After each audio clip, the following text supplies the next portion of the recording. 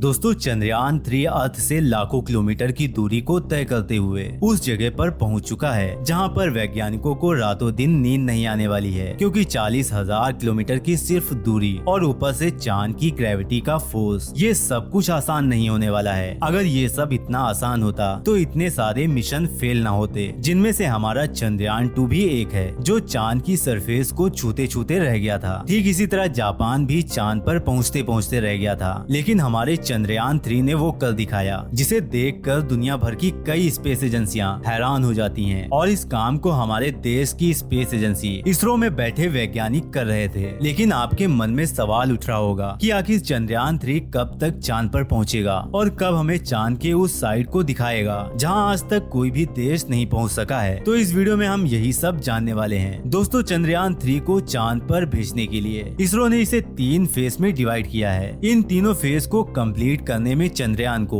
42 दिनों का वक्त लगेगा। अभी फिलहाल चंद्रयान 3 फेज 1 और फेज 2 को कंप्लीट कर चुका है और वहीं फेज 3 को शुरू भी कर चुका है, जहां स्पेस क्राफ्ट चांद के ऑर्बिट में चक्कर लगाते हुए धीरे धीरे चांद की सरफेस की ओर बढ़ेगा। लेकिन यहाँ सोचने वाली बात ये है कि क्या स्पेस क्राफ्ट सीधा अर्थ के ऑर्बिट से चांद पर लैंड नहीं कर सकता है? तो जवाब है मेरे दोस्त, ऐसा बिल्कुल नहीं हो सकता है, क्योंकि अर्थ का एटमॉस्फेयर जितना सुहाना है तो चांद का एटमॉस्फेयर उतना ही डरावना है। इसीलिए यहाँ पर लैंडिंग करने के लिए स्पेस क्राफ्ट चांद का चक्कर काटते हुए अपनी स्पीड को कम कर लेता है और फिर थ्रस्टर की मदद से सॉफ्ट लैंडिंग करता है। वेल दोस्तों, सबसे इंटरेस्टिंग बात तो यही है कि ये सब होगा कैसे। तो सबसे पहले चंद्रयान 3 सर्कुलर ऑर्बिट में रहकर प्रोपल्सन मॉड्यूल से लैंडर अलग हो जाएगा, जिसकी दूरी चांद से 100 किलोमीटर होगी। जिसके बाद लैंडर, जो कि अपनी 8 किलोमीटर प्रति घंटे की स्पीड से चांद के साउथ पोल की तरफ बढ़ेगा और प्रोपल्सन मॉड्यूल इसी ऑर्बिट में रहकर लैंडर और रोवर के साथ कनेक्शन बनाए रखेगा, जहां पर लैंडर की चांद से दूरी सिर्फ 20 किलोमीटर होगी। और फिर 23 अगस्त को लैंडर फाइनली चांद की सरफेस पर लैंड करेगा। लेकिन सवाल ये है कि आखिर 23 अगस्त को ही क्यों चुना गया है? वेल दोस्तों, जैसा कि हम सभी जानते हैं कि चांद पर एक मंथ में 14 से 15 दिन ही सूरज की रोशनी पड़ती है और बाकी के दिनों अंधेरा रहता है। और अंधेरे में हमारा रोवर वर्क नहीं कर सकता है, क्योंकि इसमें किसी भी फ्यूल का इस्तेमाल नहीं किया गया है, बल्कि सोलर पैनल का इस्तेमाल किया गया है, जिससे ये हमेशा हमेशा के लिए वर्क करता रहे। वेल दोस्तों, अब आप समझ गए होंगे कि 23 अगस्त ही क्यों चुना गया है, क्योंकि 23 अगस्त को चांद पर सूरज की रोशनी पड़ने वाली है, जिससे हमारे वैज्ञानिकों को काम करने के लिए लंबा टाइम भी मिल जाएगा। और अगर ऐसा नहीं हो पाता है, यानी कि 23 अगस्त को अगर लैंडर चांद पर नहीं लैंड कर पाता है, तो हमारे वैज्ञानिक इसके लिए वेट करेंगे। मतलब कि चंद्रयान 3 को सितंबर में लैंड किया जाएगा और जब ये सॉफ्ट लैंडिंग हो जाएगी तो इस लैंडर से एक रोवर बाहर निकलेगा, जिसके लिए भी सफर आसान नहीं होने वाला है, क्योंकि चांद की सरफेस पर इतनी उबड़ खाबड़ है कि इस पर रोवर का चलना काफी मुश्किल है। इसीलिए रोवर में कई बेहद एडवांस सेंसर भी लगाए गए हैं, जो इसे चलने में मदद करेंगे। और ये चांद के साउथ पोल पर चलकर यहाँ की मिट्टी कैसी है, कहीं यहाँ हजारों टन पानी तो नहीं है, इन्हीं सब बातों का पता लगाएगा। क्योंकि इससे पहले 2009 में चंद्रयान 1 ने मून पर लैंडिंग करते हुए इतिहास रच दिया था और इसी से हमें पता चला था कि चांद पर पानी मौजूद है। वहीं एक बार फिर से चंद्रयान 3 इस कामयाबी की ओर बढ़ रहा है। हम उम्मीद करते हैं कि इसरो का ये मिशन कामयाब हो, क्योंकि पूरी दुनिया चांद के उस हिस्से को देख पाए जहां आज तक के अंधेरा पड़ा हुआ है। लेकिन अब सबसे बड़ा सवाल तो ये है कि आखिर इस अंधेरे से पर्दा उठाकर इसरो क्या हासिल करना चाहता है? तो मेरे दोस्त, इससे ये होगा कि कई दशकों से स्पेस में जाने की होड़ में कई देशों को पीछे छोड़कर इसरो एक नया इतिहास रचेगा और दूसरा चांद की कई कीमती चीजों से पर्दा उठाएगा, जिससे पूरी इंसानियत को फायदा होने वाला है। वहीं इसके साथ ही फ्यूचर में इसरो इससे भी ज्यादा एडवांस मिशन करके मून कोलराइजेशन में मदद करेगा, यहाँ तक कि आने वाले टाइम में हम लोग आसानी से चांद पर आ और जा सकते हैं। दोस्तों, आई होप कि आप लोगों को ये वीडियो पसंद आई होगी। अगर आपको ये वीडियो पसंद आती है तो वीडियो को लाइक कर दीजिए और साथ में चैनल को भी सब्सक्राइब कर दीजिए।